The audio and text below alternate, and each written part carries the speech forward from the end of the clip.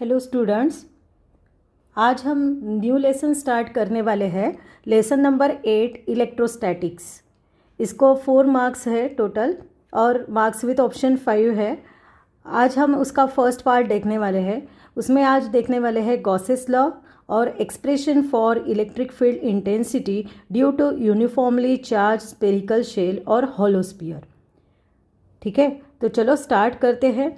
ये same name का lesson आपने 11th स्टैंडर्ड में भी देखा हुआ है।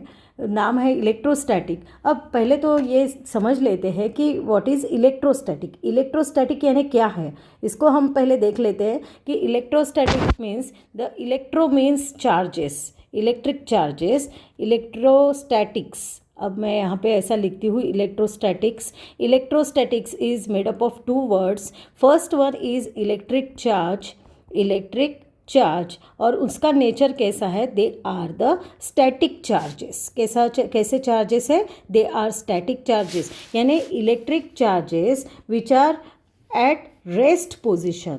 ठीक है, ये यहाँ पे हम क्या स्टडी करने वाले हैं, ऐसे इलेक्ट्रिक चार्ज वो कैसे है, मूवेबल नहीं है, they are at rest position, rest में है। अगर मूविंग चार्ज है तो इट कंस्टिट्यूट करंट, करंट आता है। अगर चार्जेस, इलेक्ट्रिक चार्जेस अगर मूव कर रहे हैं तो वहाँ पे क्या तैयार होता है, क्या प्रोड्यूस होता है, there is a formation of current. Okay, but ये लेसन में हम देखने वाले हैं कि electric charges which are at rest position. ठीक है, 11th स्टैंडर्ड में आपने ये लेसन पढ़ा हुआ है। ठीक है, तो इसमें आपने देखा था कि दिस लेसन या in this electrostatic there is a law, very important law known as Gauss law. कौन सा लॉ है, गॉस लॉ है। It gives the relationship between, किसके बीच में रिलेशनशिप दिखाता है, तो it gives the relation between electric charge and electric field, and plus electric field लिखती हूँ, इलेक्ट्रिक फील्ड, इसके बीच में जो रिलेशनशिप बताता है, ऐसे ये ऐसा लॉ हमने 11th स्टैंडर्ड में देखा हुआ है।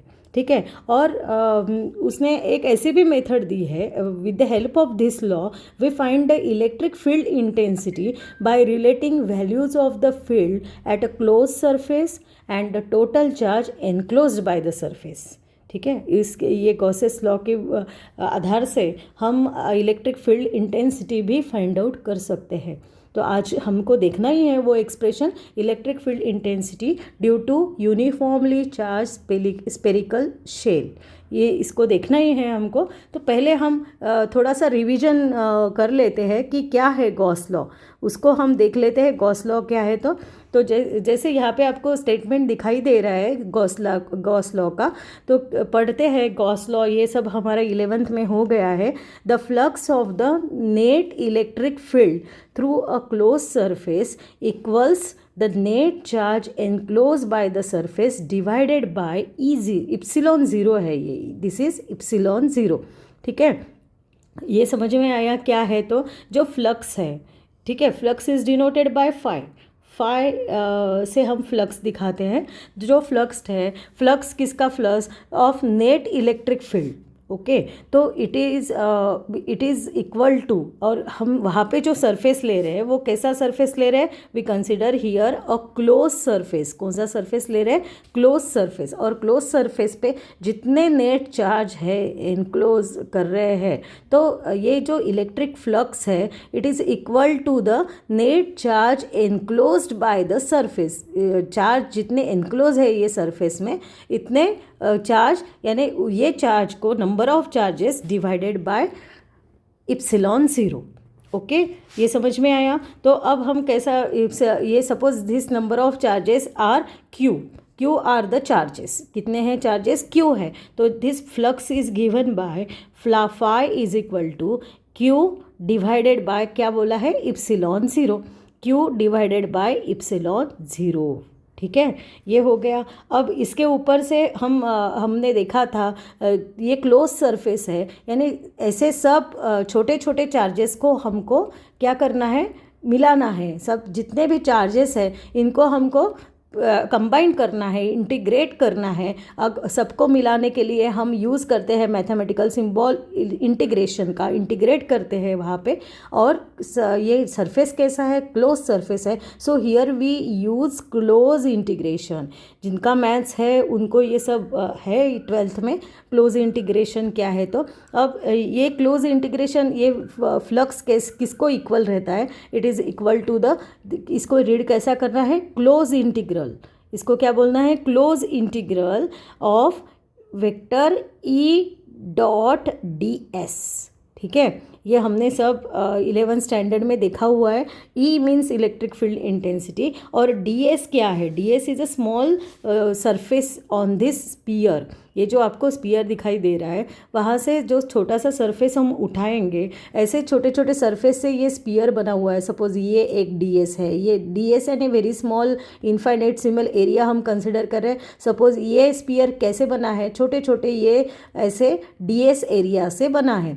ठीक है, पहले हम एक एरिया डी एस जो है उसको कंसिडर करेंगे और फिर उसके लिए फाई निकालेंगे, तो और फिर ऐसे छोटे छोटे एरियाज़ को इंटीग्रेट करेंगे, इन्हें मिक्स करेंगे। ठीक है, तो और फिर हमको मिलेगा क्लोज सरफेस, इसलिए here we integrate over this close surface. ठीक है, इसका मीनिंग समझ में आया। अब इंटीग्रेशन क्लोज सरफेस का क्यों लिया है, तो ई डी एस। ओके, तो ये हमने देखा हुआ है लास्ट ईयर में। यहाँ पे फाई क्या है, where phi is total flux. Phi क्या है, total flux coming out of a close surface, जितना ये क्लोज सरफेस दे रहा है। ठीक है, और क्यू क्या है, Q is the total charge inside the surface, total charge inside the close surface, inside the close surface. समझ में आया कैसा है गॉस लॉ। तो आपको पूछा जा सकता है state Gauss law, Gauss's law. तो गॉस लॉ को ये statement along with this mathematical expression आपको लिखना पड़ेगा। ठीक है, फिर से गॉस लॉ का स्टेटमेंट पढ़ते हैं। The flux of the net electric field through a close surface equals the net charge enclose by the surface divided by epsilon zero. इसको क्या कहते हैं, इप्सिलॉन ज़ीरो। ठीक है, समझ में आया। अब नेक्स्ट हम देखने वाले हैं व्हाट आर द स्टेप्स।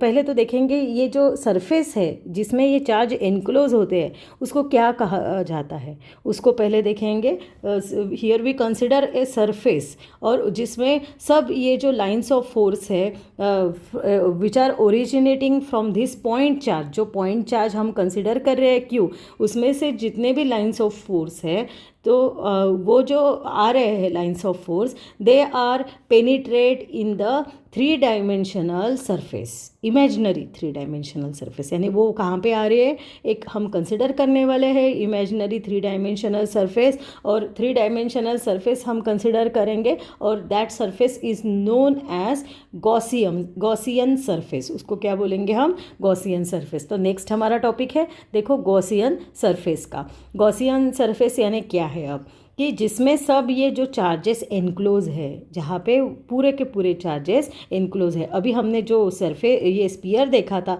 जहाँ पे सब चार्जेस एनक्लोज है, this surface is known as Gaussian surface. इसको क्या बोलेंगे हम, गॉसियन सरफेस। ठीक है, तो गॉसियन सरफेस समझ में आया क्या, कि a surface enclosing given charge distribution and symmetric about it is a Gaussian surface. उसको क्या कहेंगे हम, गॉसियन सरफेस। जिसमें सब चार्ज डिस्ट्रीब्यूशन एनक्लोज है तो उसको कहेंगे हम गॉसियन सरफेस। मेरी आपसे एक ही रिक्वेस्ट है, ये लेसन देखने से पहले आप 11 का जो इलेक्ट्रोस्टैटिक का लेसन है वो ज़रूर पढ़िएगा, तभी आपको ये लेसन अच्छे से समझ में आएगा।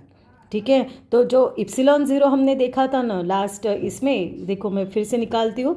यहाँ पे जो इप्सिलॉन ज़ीरो ये बताना रह गया है कि इप्सिलॉन ये क्या है, epsilon is the dielectric medium of permittivity, sorry permittivity, ये इसको क्या, इप्सिलॉन को क्या बोलते हैं, देखो मैं लिखती हूँ परमिटिविटी।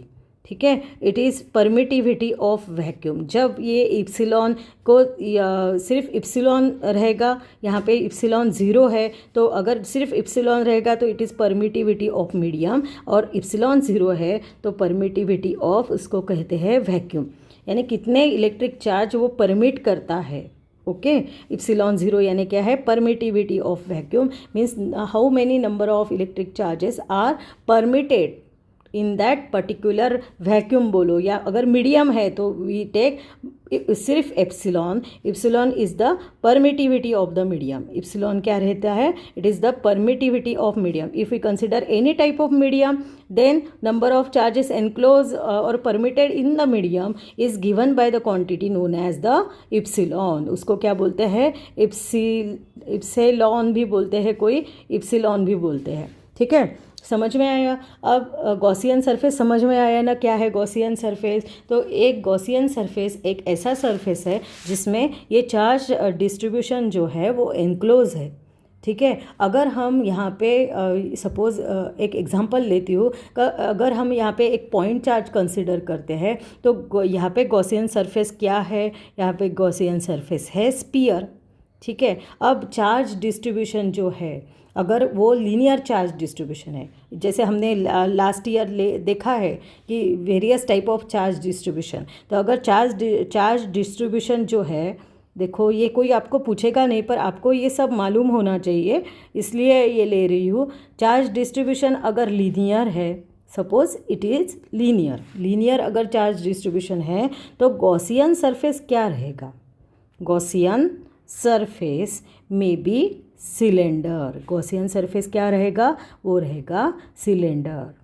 ठीक है, समझ में आया ये कि और चार्जेस कैसे डिस्ट्रीब्यूट हो गए, अलोंग इट्स एक्सिस। चार्जेस कैसे डिस्ट्रीब्यूट हो गए, अब गॉसियन सरफेस है तो अलोंग इट्स एक्सिस डिस्ट्रीब्यूट हो गया। अगर ये सिलेंडर है तो ये this is the axis of the cylinder, यहाँ पे हम इसका एक्सिस कंसिडर करते हैं, तो charges are distributed along this axis ही, this is the axis of the cylinder.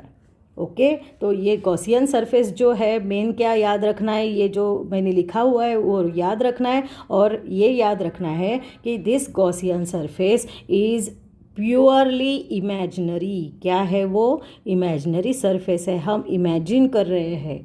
ठीक है, this is a purely imaginary surface and it does not exist physically. तो यहाँ पे मैं लिखती हूँ एंड डज़ नॉट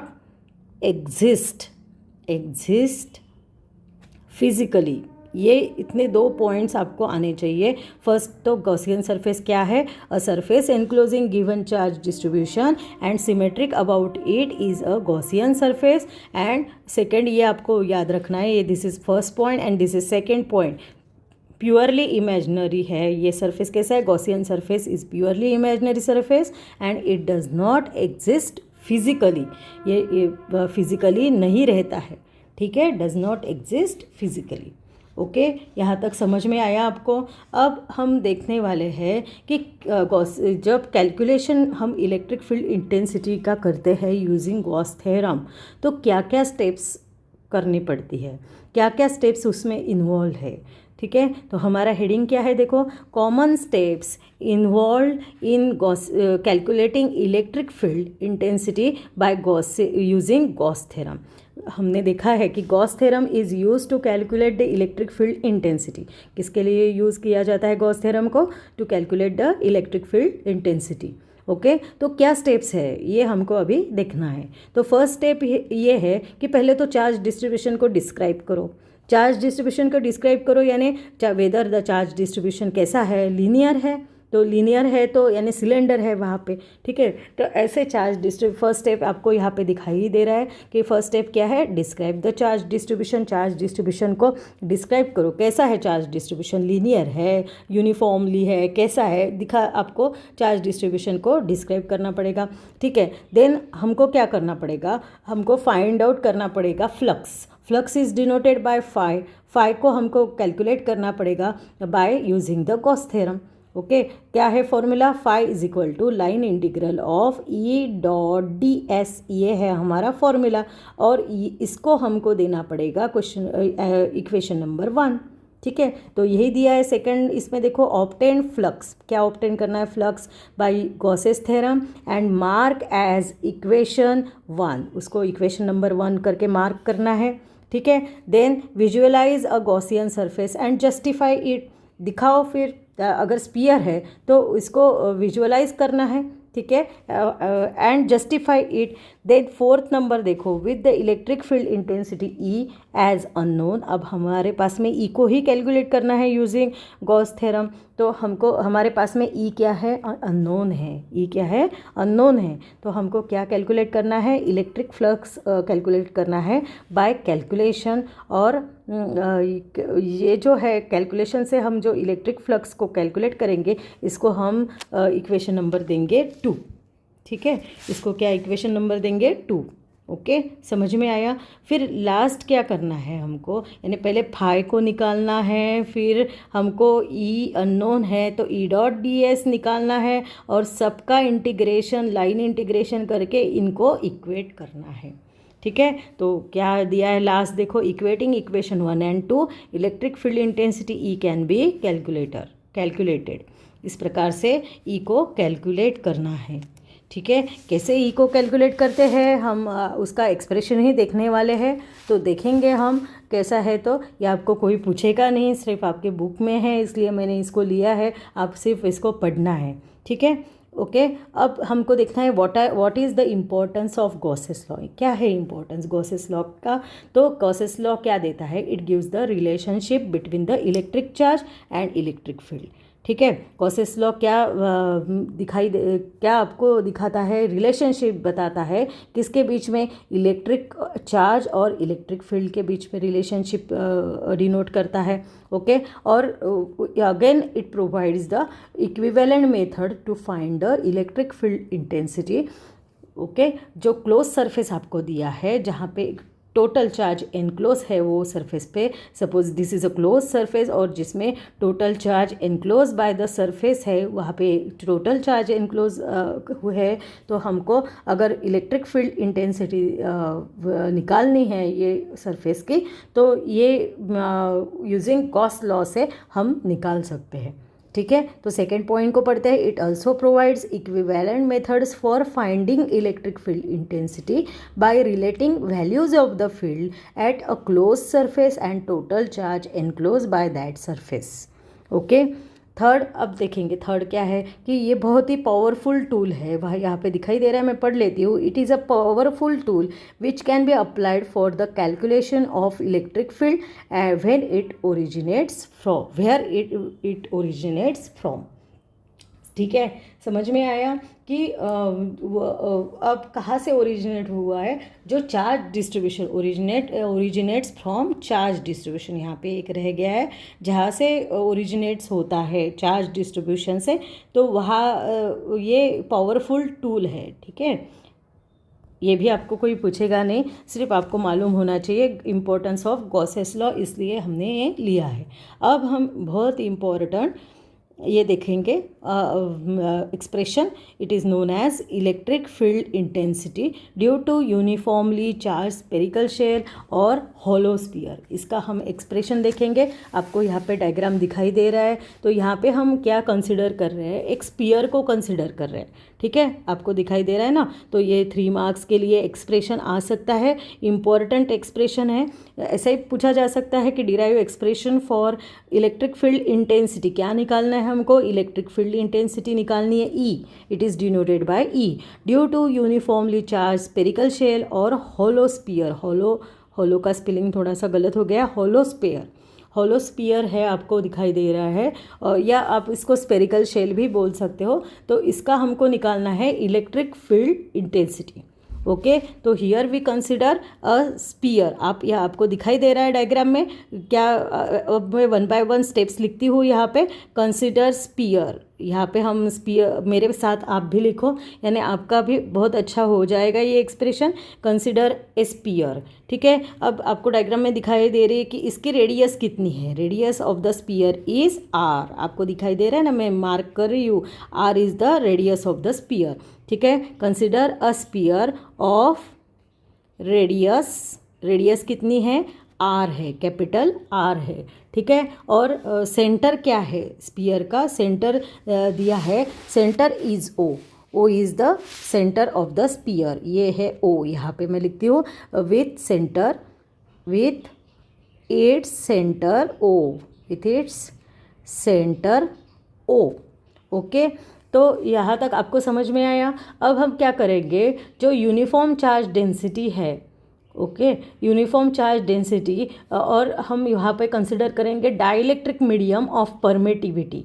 मीडियम की परमिटिविटी मैंने जैसे बोला आपको इप्सिलॉन रहती है, ठीक है। तो यहाँ पे हम कंसिडर करते हैं कि ये स्पीयर जो है it is a charge sphere, और यहाँ पे मैं लिखती हूँ, देखो आपको समझ में आएगा, sphere is a charge is a charge sphere. कैसा स्पीयर है, चार्ज स्पीयर है, ठीक है, चार्ज स्पीयर है, और uniform charge, having a uniform charge density, उसको क्या है, having uniform charge density, charge density है, ठीक है। Uniform charge density last year में हमने देखा है, it is denoted by sigma, ठीक है। इसको क्या बोलेंगे, मैं ब्रैकेट में लिखती हूँ, सिग्मा बोलेंगे। यूनिफॉर्म चार्ज डेंसिटी क्या है, सिग्मा है, और कहाँ पे प्लेस किया है, place in A dielectric medium, place in ए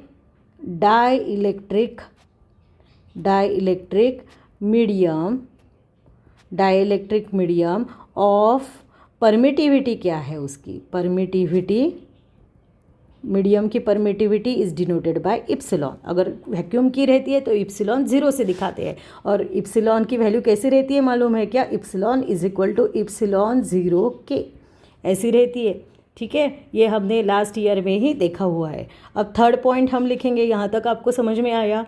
अब जो टोटल चार्ज है ऑन द स्पीयर वो कितना है, ये हम निकालेंगे, total charge, therefore total charge on the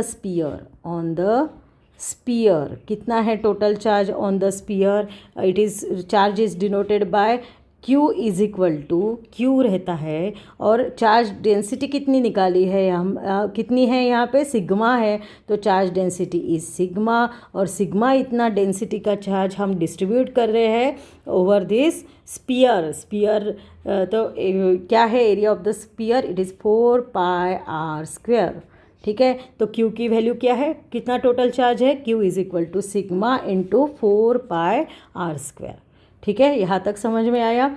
अब नेक्स्ट पॉइंट लिखती हूँ, मैंने यही डायग्राम यहाँ पे कॉपी करके रखी है, यानी डबल ये पेज पे आने की आवश्यकता नहीं, आपको दिखाई दे रही है सेम डायग्राम, ठीक है। तो अब हम यहाँ पे गॉस थ्योरम को अप्लाई करेंगे। 4 नंबर का पॉइंट चालू था हमारा, बाय गॉस थ्योरम को अप्लाई करेंगे हम यहाँ पे। गॉस थ्योरम, जो नेट फ्लक्स है, net flux through a close surface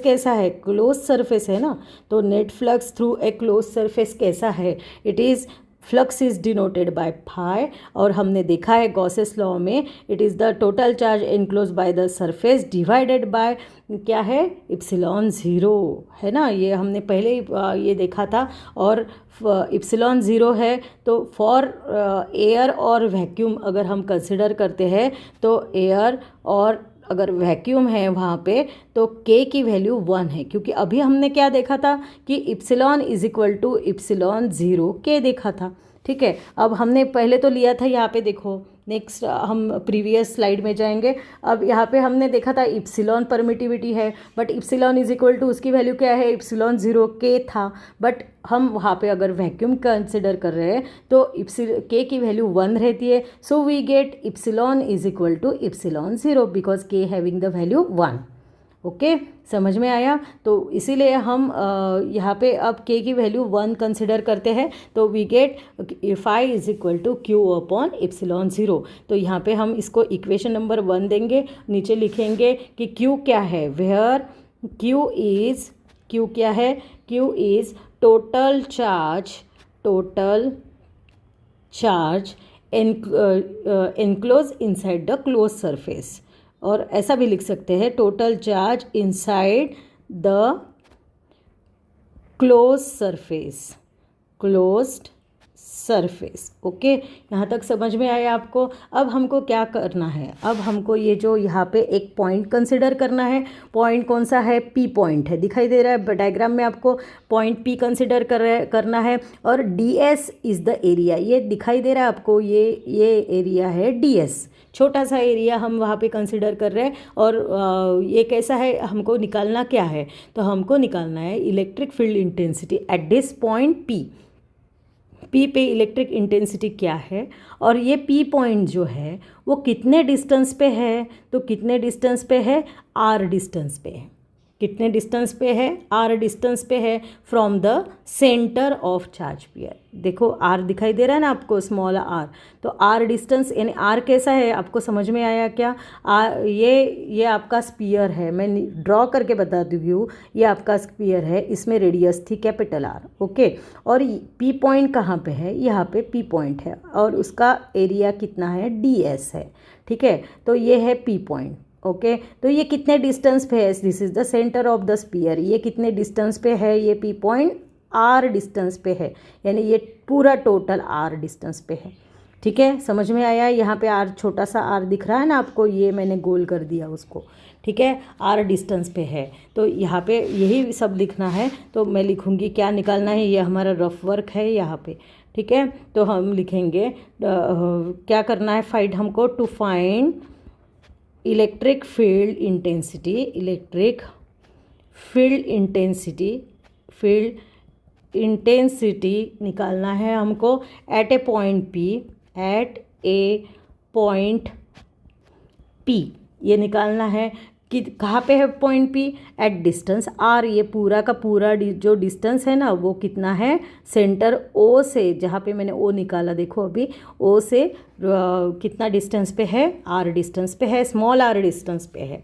okay, at a distance P को हमको इलेक्ट्रिक इंटेंसिटी निकालना है, और पी कितने डिस्टेंस पे है? At a distance small R, इतने डिस्टेंस पे है स्मॉल आर। कहाँ से? From the centre, from O लिखती हूँ मैं सिर्फ, फ्रॉम ओ। ठीक है, तो अब हम ये पी कहाँ पे है? बाहर है। देखो हमारा ये चार्ज स्पीयर था, और पी कहाँ पे है? बाहर है। तो हम इमेजिन करेंगे कि ये हमारा गॉसियन सरफेस है। जो डॉटेड लाइन से मैं निकाल रही हूँ कि या आपको डायग्राम में दिखाई दे रहा है, वो क्या है? हमारा गॉसियन सरफेस। ठीक है, तो यहाँ पे हम लिखेंगे 6 नंबर का पॉइंट लिखती हूँ। इमेजिन एक कॉन्सेंट्रिक, कैसा है? एक सर्कल, उसमें दूसरा सर्कल है ना। इमेजिन ए कॉन्सेंट्रिक सर्कल नहीं बोलेंगे, गॉसियन स्पीयर बोलते हैं आप डायरेक्ट, गॉसियन स्पीयर। इमेजिन एक गॉसियन स्पीयर, और उसकी रेडियस कितनी है? स्मॉल आर है। देखो यहाँ पे उसकी रेडियस कितनी है? स्मॉल आर है। जो मैंने निकाला ना उसको देखो, तो यहाँ पे भी डायग्राम में दिखाई दे रहा है, ये जो रेडियस है ये पूरी, ये है आर। अब अगर यहाँ पे दिखाई नहीं दे रहा होगा तो आप आपके टेक्स्ट बुक में भी देख सकते हो। तो गॉसियन स्पीयर ऑफ, रेडियस कितनी है गॉसियन स्पीयर की? रेडियस स्मॉल आर है। ठीक है, और कहाँ पास हो रहा है वो? ये कहाँ से पास हो रहा है? पी से पास हो रहा है। ये गॉसियन सरफेस कहाँ से पास हो रहा है? Passing through P. ठीक है, पासिंग थ्रू पी से पास हो रहा है। ओके, तो ये समझ में आया यहाँ तक। अब नेक्स्ट पॉइंट देखो, अब डी एस क्या है? आपको दिखाई दे रहा है डायग्राम में डी एस है एक स्मॉल एरिया। और कहाँ पे है वो स्मॉल एरिया? जहाँ पे पी है ना, पी के आजू बाजू वाली, पी अंदर है, उसके एरिया पी पॉइंट पी अंदर है, और ये जो एरिया है ये डी एस है। ओके, तो डी एस क्या है? डी एस स्मॉल एरिया है, तो मैं यहाँ पे लिखती हूँ let D S is small area है around point P, around point P है। ठीक है, on the Gaussian surface, on the Gaussian surface. ठीक है, समझ में आया। अब मैं ये लिख रही हूँ, आपने भी लिखना चाहिए, यानी आपको अच्छे से समझ में आएगा। ठीक है, अब देखो ये हो गया, यहाँ तक आपको समझ में आया होगा। अब हम स्पीयर्स दिखाई दे रहा है, कैसे स्पीयर्स है, कॉन्सेंट्रिक स्पीयर्स आपको दिखाई दे रहे हैं, 2 स्पीयर दिखाई दे रहे हैं। ठीक है, तो electric field at each point हमको निकालना है ऑन दिस गॉसियन सरफेस। जो डॉटेड लाइन से दिखाई दे रहा है ना आपको डायग्राम में, जिसको मैंने राइट किया है, तो वो क्या है, गॉसियन सरफेस है।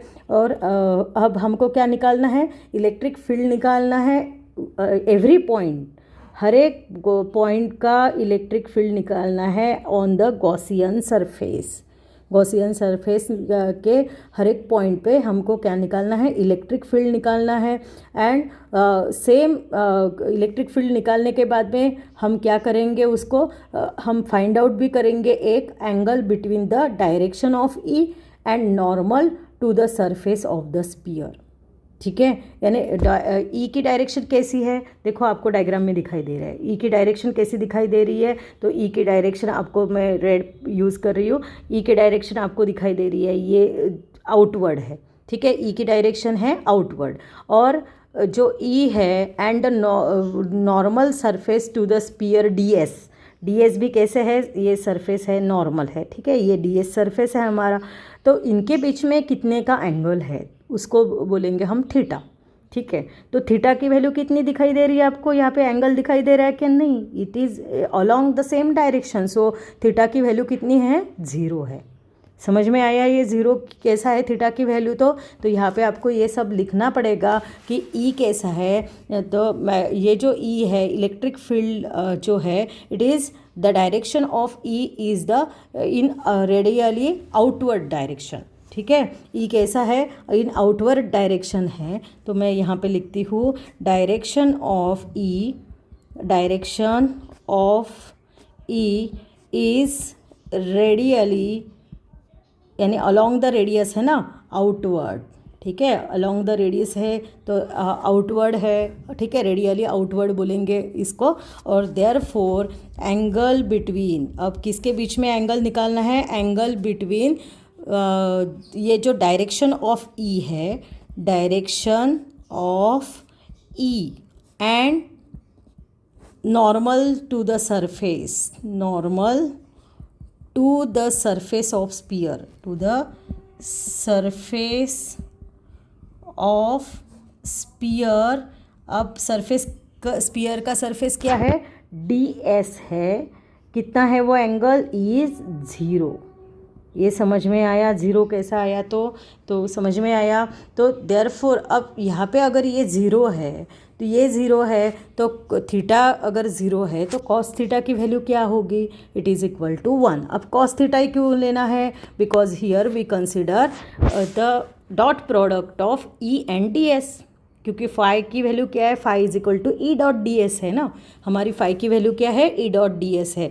देयरफॉर हम यहाँ पे लिखेंगे, देयरफॉर कॉस थीटा की वैल्यू कितनी आएगी, 1 आएगी। अब कॉस थीटा ही क्यों चाहिए, because we consider here the dot product between the E and area D S. E और डी एस के बीच का डॉट प्रोडक्ट है, डॉट प्रोडक्ट में कॉस आता है, हमको मालूम है कि ए डॉट बी की वैल्यू क्या आती है, A dot B is equal to A B cos theta.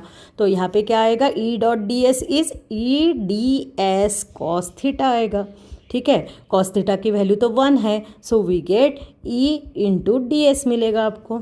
ठीक है, तो फ्लक्स की वैल्यू क्या आएगी, थ्रू एरिया डी एस। तो यहाँ पे मैं लिखती हूँ देयरफॉर फ्लक्स थ्रू फ्लक्स, अब एरिया डी एस पूरा टोटल फ्लक्स फाई है, बट एरिया जो थ्रू एरिया डी एस के थ्रू जो फ्लक्स रहेगा, it is equal to d phi.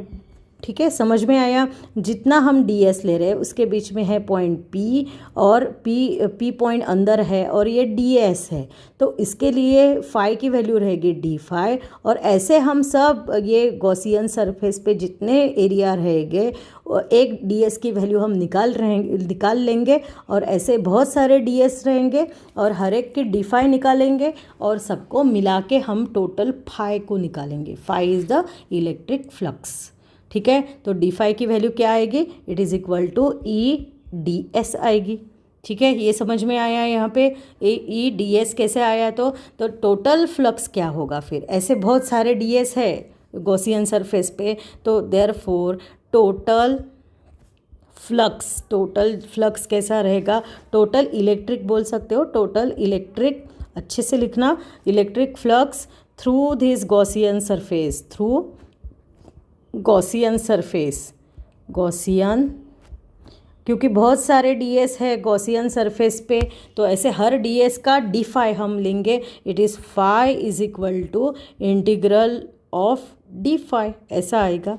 ठीक है, तो इंटीग्रल डी फाई क्या है, it is E D s है, तो इट इज़ इक्वल टू क्या आएगा, लाइन वही थे, यहाँ पे क्लोज इंटीग्रल लेना पड़ेगा क्योंकि सरफेस कैसा है, क्लोज है, तो इसलिए we denoted by this close integral, उसका साइन आपको दिखाई दे रहा है कैसा है। तो ठीक है, तो d phi it is equal to vector E dot D s, हमने निकाला है vector E dot D s की वैल्यू क्या निकाली हमने, ई डी एस, देखो ऊपर ही निकाली है, E dot D S vector की वैल्यू हमने क्या निकाली है, ई डी एस, तो यहाँ पे हम लिखेंगे डायरेक्ट ई डी एस।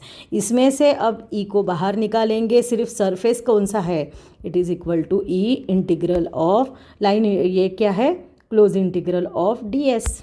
ठीक है, ये हो गया।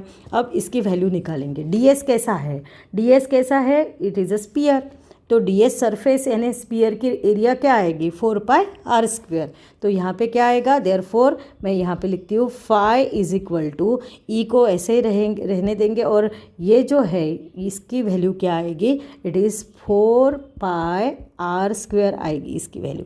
ठीक है, तो इसको बोलेंगे हम इक्वेशन नंबर 2। हमने स्टेप्स में देखा है कि 1 किसको देना है, phi is equal to Q upon epsilon 0 को, और अब ये जो फाई की वैल्यू निकाली इसको क्या देना है हमको, इक्वेशन नंबर 2, और दोनों को हम इक्वेट करेंगे। देयरफॉर यहाँ पे मैं लिखती हूँ इक्वेटिंग इक्वेशंस, ये हमने स्टेप्स में देखा था ना, इक्वेशंस 1 एंड 2 सेम वही स्टेप से कर रहे हैं हम। देखो 1 के में क्या था, 1 हम देखेंगे 1 में क्या है, देखो इक्वेशन नंबर 1 में क्यू अपॉन इप्सिलॉन 0 था, फाई की वैल्यू क्यू अपॉन इप्सिलॉन 0 थी, दिखाई दे रहा है आपको इक्वेशन नंबर 1।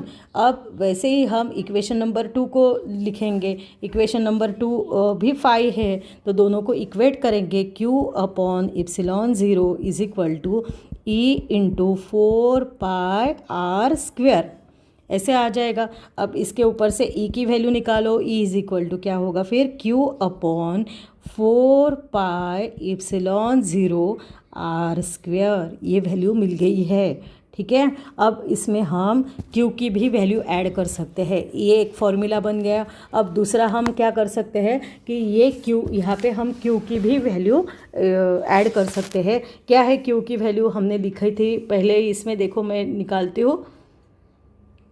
फर्स्ट इसमें लिखा है Q की वैल्यू क्या है, epsilon into 4 pi R square, तो हम इसको सब्सटीट्यूट करेंगे ये इक्वेशन में।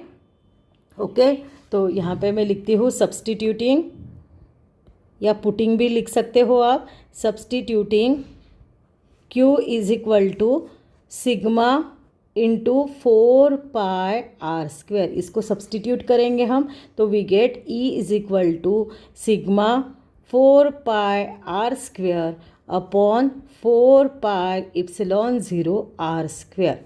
2 आर अलग अलग स्टाइल के हैं, सिर्फ 4 पाई कैंसिल हो जाता है। This implies we get E is equal to, E की वैल्यू क्या मिलती है, देखो ऊपर बचता है सिग्मा कैपिटल आर स्क्वेयर, नीचे रहता है सिर्फ इप्सिलॉन 0 स्मॉल आर स्क्वेयर। ठीक है, ये E की वैल्यू हमको मिल गई है। क्या है E की value, E is equal to sigma R square upon epsilon 0 R square. ठीक है, तो ये जो है एक, ये भी इक्वेशन हमको मिला है, ये भी बहुत इंपॉर्टेंट इक्वेशन है। Suppose this is equation number 3। अब ये इक्वेशन नंबर 3 क्या है, it is the electric field at a point outside the shell and it is same as that due to a point charge. क्यों है ना, वहाँ पे पॉइंट चार्ज है। अगर किसी ने सिर्फ इतना ही पूछा कि derive the expression for electric field at a point outside the shell, तो एट अ पॉइंट चार्ज, तो आपको यहाँ तक ही 3 इक्वेशन तक लिखना पड़ेगा। ठीक है। तो ये यहाँ तक समझ में आया क्या कैसा करना है। तो जो डायरेक्शन ऑफ इलेक्ट्रिक फील्ड कैसी है, इट इज़ आउटवर्ड है। ई कैसा है, हमारे डायग्राम में हमने देखा हुआ है ई की डायरेक्शन कैसी है, बाहर है, दिखाई दे रहा है आपको यहाँ पे ई की डायरेक्शन कैसी है, बाहर है, तो आउटवर्ड है। और जो शेल है या स्पीयर है वो कैसा है, पॉजिटिवली चार्ज दिखाई दे रहा है आपको, एंड इनवर्ड भी है, and if it is negatively charge. अगर ये ई की वैल्यू, ये देखो मैं समझाती हूँ आपको कि अगर ई जो है, ये हमारा जो स्पीयर है ये पॉजिटिवली चार्ज है, इसलिए ई की डायरेक्शन कैसे है, आउटसाइड है। अगर ये स्पीयर निगेटिव वाला रहता था तो ई की डायरेक्शन कैसी रहती थी, इनवर्ड रहती थी, अंदर रहती थी। ये याद रखना है आपको। तो यहाँ से हम ऐसा कंक्लूजन पे आ सकते हैं कि uniformly charge sphere is equivalent two point charge at its centre. यानी ये पूरा जो यूनिफॉर्मली चार्ज स्पीयर है it is equivalent two point charge है एट इट्स सेंटर। ओके, ये समझ में आया। तो यहाँ तक आपको समझ में आया, बस यहाँ तक आपको ये सब लिखना है कि यहाँ नीचे आप लिख सकते हो ये कि डायरेक्शन ऑफ जो ई है, ई की डायरेक्शन कैसी है, ई की डायरेक्शन आपको आउटवर्ड दिखाई दे रही है डायग्राम में, है ना, डायग्राम पे आपको आउटवर्ड दिखाई दे रही है। तो ये आप लिख सकते हो, लगे तो लिख लो, ये एक लाइन लिखने में कुछ नहीं जाता कि डायरेक्शन ऑफ इलेक्ट्रिक फील्ड कैसी है, इज़ आउटवर्ड। ठीक है, आउटवर्ड है। ओके, इफ़ शेल और स्पीयर, कुछ भी बोलो, शेल बोलो और स्पीयर बोलो, इज़ पॉजिटिवली चार्ज, अगर वो कैसा है, पॉजिटिवली चार्ज है। ओके, अगर ये निगेटिवली चार्ज रहता था तो डायरेक्शन कैसी रहती थी, इनवर्ड रहती थी। ठीक है, ये याद रखो। एंड इनवर्ड, इसलिए मैं लिखती हूँ यहाँ पे एंड इनवर्ड, अगर इनवर्ड रहती है, if it is negatively charge, अगर वो निगेटिवली चार्ज है तो डायरेक्शन कैसी रहेगी, इनवर्ड रहेगी। ये याद रखना है आपको, डायरेक्शन कैसी रहेगी, इनवर्ड रहेगी। ओके, ये समझ में आया आपको। यहाँ से क्या आया कंक्लूजन। द कंक्लूजन क्या है कि it is concluded that uniformly charge sphere, यहाँ पे लिखती हूँ, therefore it can be concluded that it can be concluded, ये बहुत है इम्पोर्टेंट लिखना है आपको, concluded that uniformly charge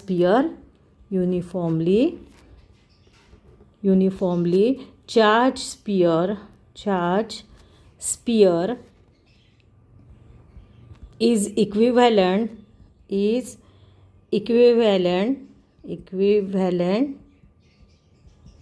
to a point charge at its center। Okay, समझ में आया, ये यहाँ तक समझ में आया। अब हमको दो स्पेशल केसेस देखने हैं। क्या स्पेशल केसेस है, मैं पहले हेडिंग दे देती हूँ। बहुत इजी है ये, आप ध्यानपूर्वक देखिएगा और इसकी बहुत राइटिंग प्रैक्टिस करिएगा, बहुत इजी है। अब फर्स्ट केस देखते हैं, केस ए, इसको बोलेंगे केस ए, ठीक है, या 1 भी बोलेंगे, केस 1 बोलेंगे। क्या है कि अगर ये जो पॉइंट पी हमने जो डायग्राम में देखा था, पॉइंट पी, देखो मैं डायग्राम को लाती हूँ फिर से, जो डायग्राम में हमने पॉइंट पी देखा है, अगर ये lies on the surface of the charge sphere, अगर ये सरफेस पे ही है तो वो आर, स्मॉल आर लिया था ना, अब ये कहाँ पे बोल रहे हैं, देखो ये यहाँ पे ही है, ये पी कहाँ पे है, अगर पी ये सरफेस पे ही है, मैंने देखो ब्लैक सर्कल निकाला अभी, ठीक है, पी कहाँ पे है, सरफेस पे ही है। देखो मैं निकाल के आपको बताती हूँ, बहुत इजी है और सबको ये आना चाहिए कि जो हमारी डायग्राम कैसी थी, ये है हमारा आर, कैपिटल आर चार्ज वाला sphere, this is the centre of the sphere. अब पहले हमारा पी बाहर था, अब क्या बोल रहे हैं कि ये पी कहाँ पे होना चाहिए, ये ऑन द स्पीयर है।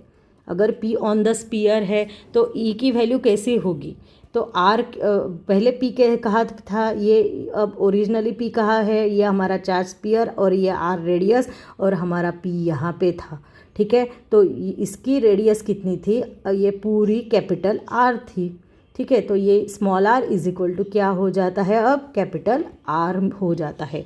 तो यहाँ पे केस 1 क्या है, if point P lies on the surface of the sphere, lies on surface of the charge sphere, अगर सरफेस ऑफ चार्ज स्पीयर है ये पॉइंट P, तो R की वैल्यू कैसे रहेगी, therefore R is equal to capital R, ठीक है।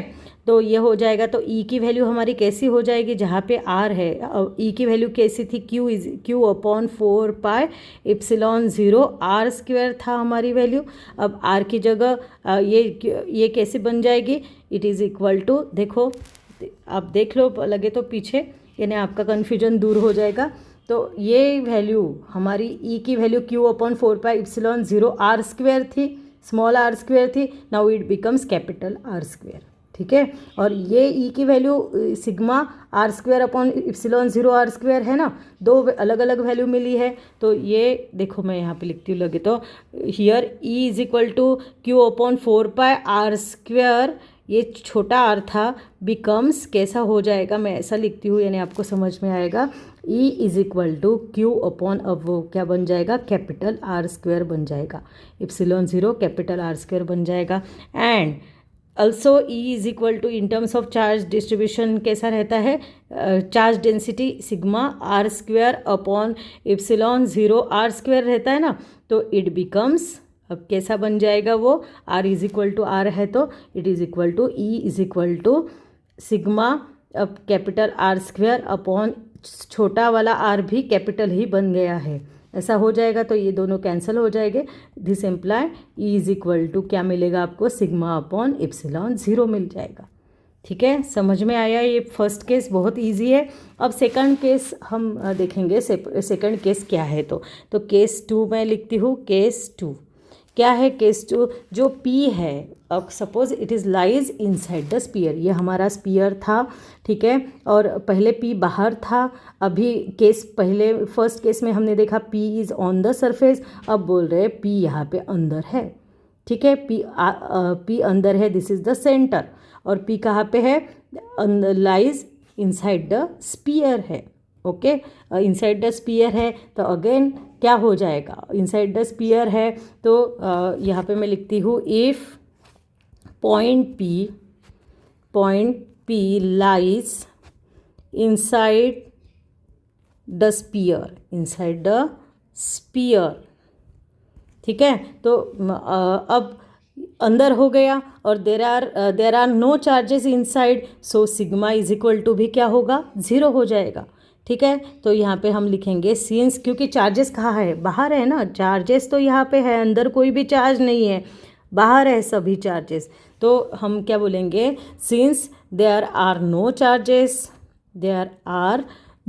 Charges inside, अंदर तो कोई भी चार्जेस नहीं है इनसाइड, सो जो सिग्मा है, charge density sigma is equal to 0 है, ठीक है। तो E की वैल्यू कैसी हो जाएगी, E is equal to, therefore E is equal to भी हमको मिलेगा 0, E की वैल्यू क्या मिलेगी, 0, बिकॉज यहाँ पे मैं लिखती हूँ, since E is equal to Q, क्या है value, Q upon 4 pi ε0 R² is equal to sigma, क्या है, R² अपॉन ε0 R², ऐसी है ना, वैल्यू निकाली अभी हमने।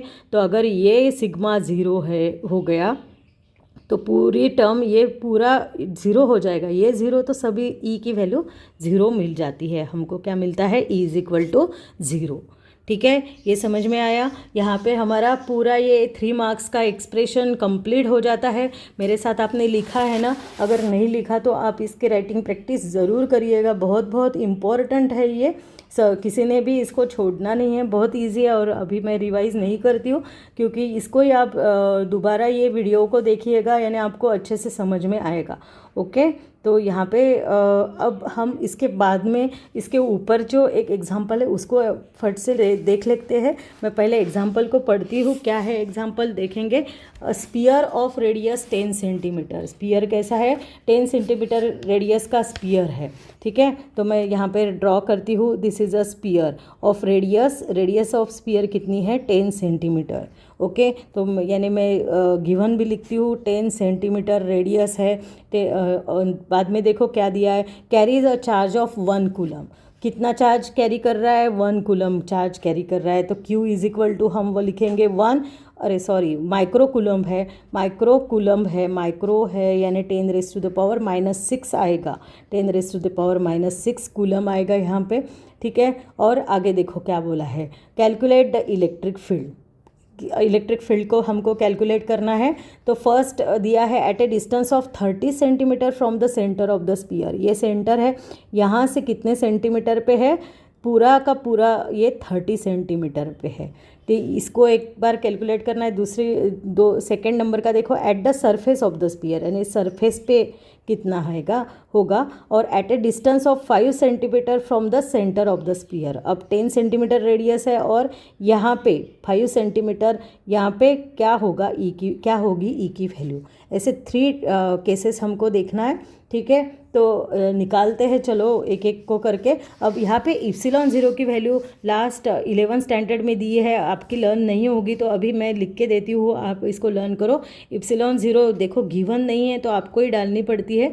8.85 इंटू 10⁻⁻12 C स्क्वायर पर NM स्क्वायर, यानी C स्क्वायर यानी कूलम स्क्वायर है, न्यूटन मीटर स्क्वायर, ठीक है। और 1/4 पाई इप्सिलॉन 0 की भी वैल्यू रहती है, it is 9 into 10⁻⁹ newton metre square पर C स्क्वायर। ये दोनों भी वैल्यूज़ आपको लर्न करनी है, क्योंकि देखो यहाँ पे गिवन नहीं है तो आपको आना चाहिए। और हमको क्या फाइंड आउट करना है, मैं ये साइड लिखती हूँ, to find E, electric field को हमको कैलकुलेट करना है। To find electric field, it is denoted by E को कैलकुलेट करना है, ठीक है। फॉर्मूला क्या है हमारा ई का, E is equal to Q/4 pi epsilon 0 R square. This is the value of Q, ठीक है। कोई इसको सेपरेट भी लिखता है, 1/4 पाई इप्सिलॉन 0 Q/R स्क्वेयर भी लिखता है। तो फर्स्ट हमारी केस आपको निकालनी है। फर्स्ट केस क्या है, at a distance of 30 centimetre from the centre of the sphere.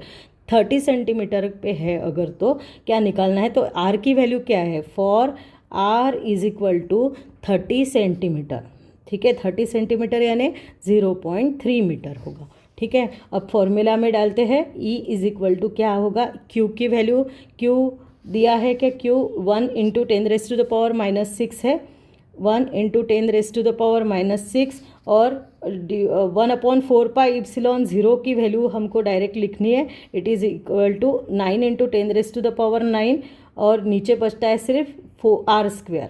यानी ये कैसा है, देखो मैं यहाँ पे लिखती हूँ 1/4 पाई इप्सिलॉन 0 इंटू Q/R स्क्वेयर, है ना। तो Q की वैल्यू लिखी हमने 1/4 पाई इप्सिलॉन 0, ये पूरे टर्म की वैल्यू है 9 इंटू 10⁻9 अपॉन R स्क्वेयर की वैल्यू, R की वैल्यू है 0.3 और उसका स्क्वायर, ठीक है। अगर इसको कैलकुलेट करते हैं तो ऊपर बचता है 9 इंटू 10⁻3 है और नीचे आता है देखो 3 का स्क्वायर यानी 9 होता है, 9 इंटू, अब मैं इसको 0.09 करने से अच्छा 10⁻⁻2 कर लेती हूँ, यानी इट इज़ 9 कैंसिल हो जाएगा और वी गेट 10⁻3 + 2 यानी 10⁻5 न्यूटन पर कूलम। आर की वैल्यू आ जाएगी, ई की वैल्यू आ जाएगी, ठीक है। Electric field intensity at a point at distance 30 centimetre from the centre, ये हमने निकाली है। अब सेकंड देखो क्या बोला, at the surface of the sphere, surface पे कितना है। अगर सरफेस पे हमको निकालना है तो आर की वैल्यू, अब सपोज ये रेडियस है कैपिटल आर, तो R is equal to R हम लेते हैं, ठीक है, on the surface of the sphere. तो सेकंड में नेक्स्ट पेज पे लिखती हूँ, सेकंड के जो प्रॉब्लम है कि on the surface of the sphere, E on surface of sphere हमको निकालना है। Surface of sphere therefore R is equal to capital R हो जाएगा, और कैपिटल R की वैल्यू 10 सेंटीमीटर दी है, मीन्स इट इज़ 0.10 मीटर हो जाएगी। और E के फॉर्मूला में डालो, E is equal to Q upon 4πε0 R², ऐसे आ जाएगा। इट इज़ इक्वल टू क्या आ जाएगा, E इज इक्वल टू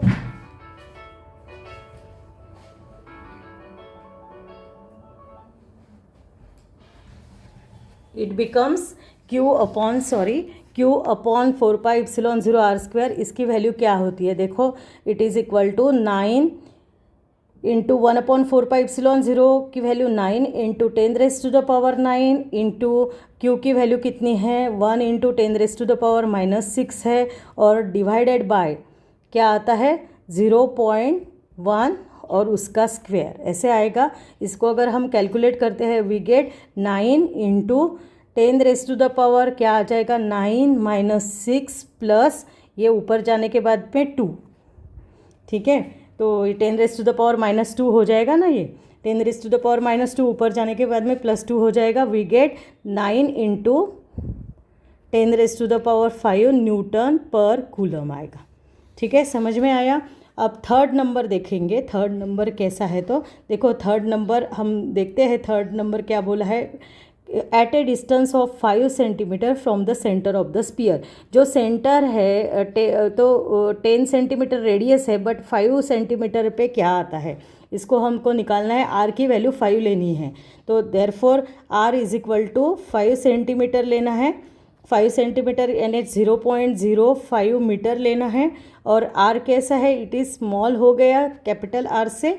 तो और हमको मालूम है कि इलेक्ट्रिक फील्ड जो है, इलेक्ट्रिक फील्ड इनसाइड, क्योंकि आउटसाइड ही चार्जेस है, इनसाइड क्या होगी, इट इज़ 0 होगी। Electric field inside the spear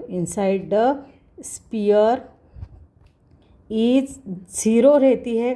that is E की वैल्यू क्या हो जाएगी, इट इज़ इक्वल टू 0, ठीक है। तीनों भी केसेस हमने निकाले हैं, तो समझ में आया। इस प्रकार से अगर आप इजीली निकाल सकते हो, अगर आपके सब कॉन्सेप्ट क्लियर हो गए होंगे तो आपको बहुत अच्छे से समझ में आया होगा, ठीक है। तो आज इसकी प्रैक्टिस करिएगा प्लीज़। आज के दिन यहाँ पे रुक जाते हैं। नेक्स्ट लेक्चर में फिर से एक एक्सप्रेशन को देखना है, electric field intensity due to an infinitely long straight charge wire को देखना है, ठीक है। Okay then, bye bye, have a good day, thank you.